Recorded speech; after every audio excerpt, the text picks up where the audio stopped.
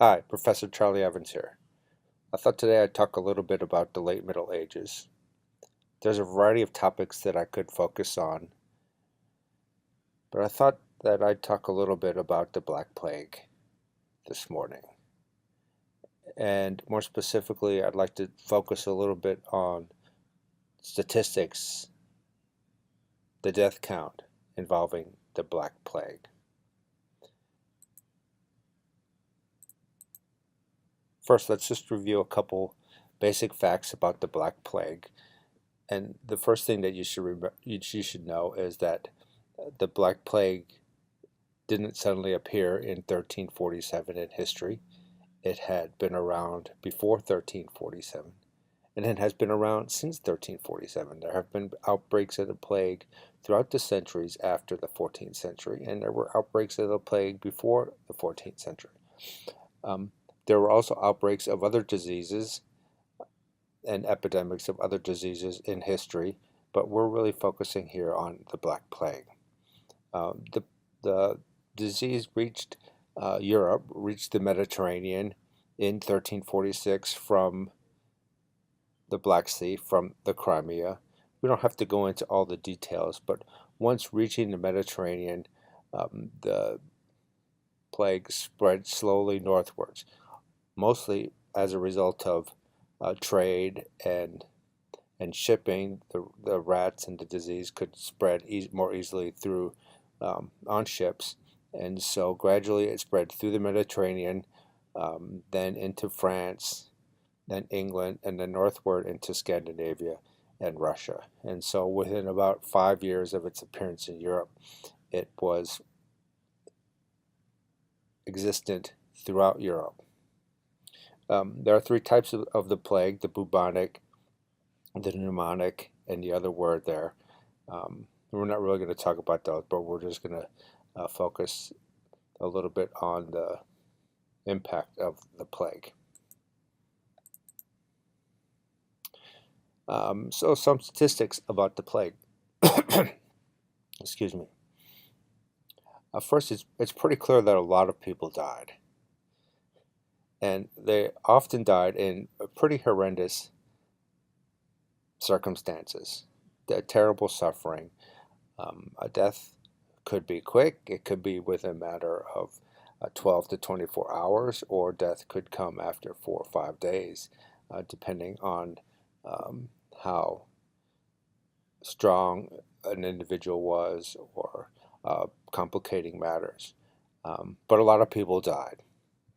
It's extremely difficult for historians to figure out exactly how many people died because there weren't a lot of precise, detailed population statistics in existence in the 14th century. There were statistics for taxes, there were statistics for ownership of properties, but there weren't detailed census kind of statistics that we're aware of today, that would use today. In addition, by far the overwhelming population of Europe in the 14th century was in the countryside. It was an agricultural economy. So 90 to 95% of the population lived outside of cities and towns. And so that made it really difficult to keep track of accurate population. And so when millions of people started dying, people weren't really keeping track of the numbers of how many people were dying. And so it's really difficult for historians to put exact numbers on how many people died. But I have some examples here on the page of some of the cities throughout Europe and the population loss that they experienced. One of the things that's pretty clear from our studies of the plague is that in some cases, and we give the cases of Florence and Siena here, cities were devastated. The cities lost 50, 60, 70% of their population, and some towns could lose more than that. But then other cities or towns, and I give the example here of Milan, that was relatively unscathed, no real impact for the plague.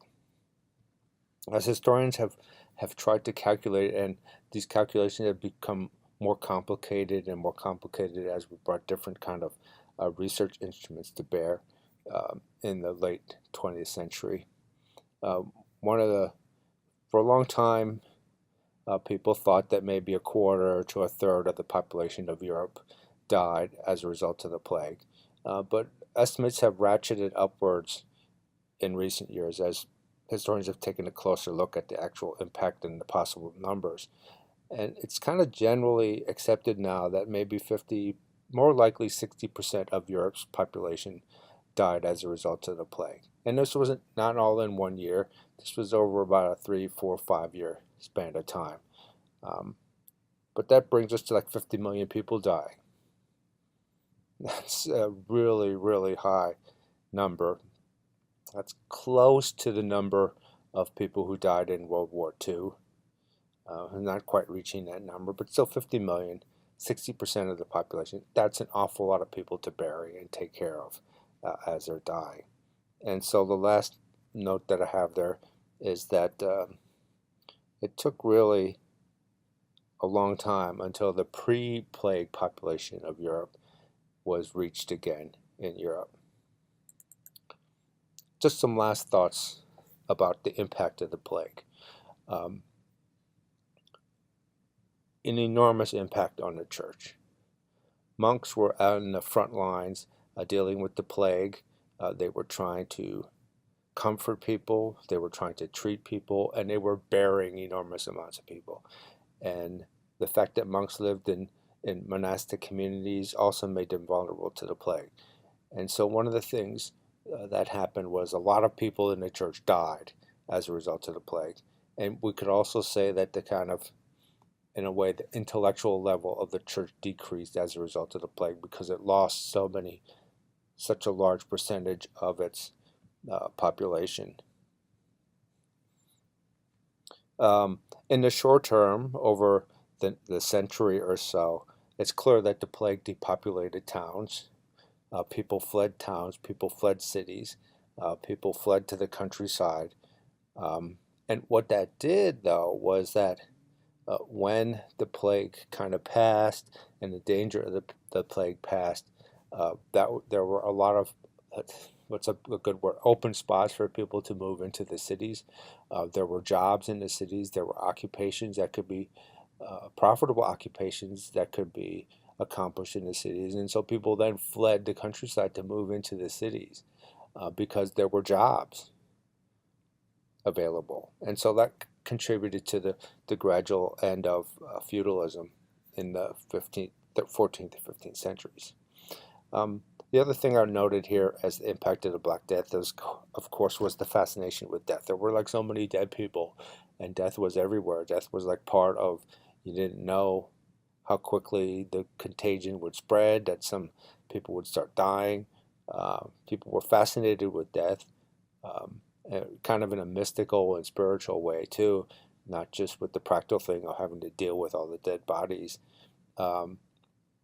And I have the word here, hysteria. I mean, we could call it hysteria because like people were freaked out about like what was happening to them. There was really no explanation for that they could understand. And the last thing I have here, it's kind of unusual, but it's not unexpected that the plague really didn't lead to any kind of immediate medical breakthroughs or medical understanding of what the disease was or how to deal with the disease. Western Europe just wasn't yet at an intellectual, scientific level that they could really examine the disease and figure out what was causing it. That was going to take a couple centuries more. So that's some quick notes on the plague.